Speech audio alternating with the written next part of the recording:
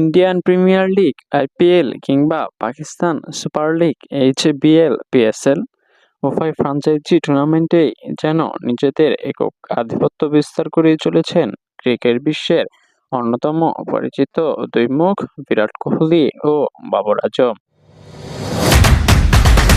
IPL এর যাত্রার শুরু থেকেই বিরাটের সেই যে গর্জন তা আজও চলমান।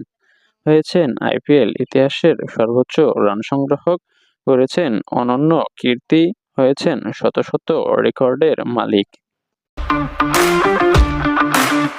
তবে বর্ডারের ওপারের আরও একজনও কম যান না, বলছিলাম পাকিস্তান সুপারস্টার বাবর আজমের কথা। পিএসএলে বাবরের অভিষেক হবার পর থেকেই আধিপত্য বিস্তার শুরু। তারই ধারাবাহিকতায় হয়েছেন পিএসএল এর ইতিহাসে সর্বোচ্চ রান সংগ্রাহক এবং গড়েছেন পাহাড় সমান রেকর্ড। এত রেকর্ড গড়লেও বাবর এবং বিরাট উভয়েই এখন পর্যন্ত মাত্র একটি করেই সোনালী ট্রফির স্বাদ পেয়েছে।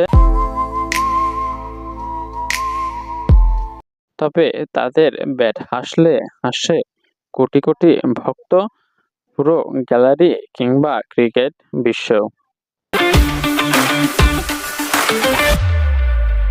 2026-এ এসেও হাসছে তাদের ব্যাট।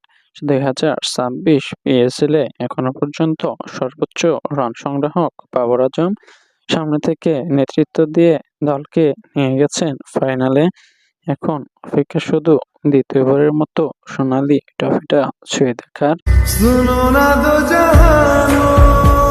অপরদিকে বিরাটও রয়্যাল চ্যালেঞ্জার্স বেঙ্গালুরুকে সামনে থেকেই নেতৃত্ব দিয়ে যাচ্ছেন।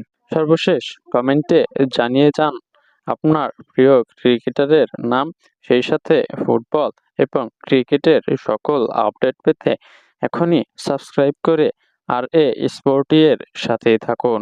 ধন্যবাদ।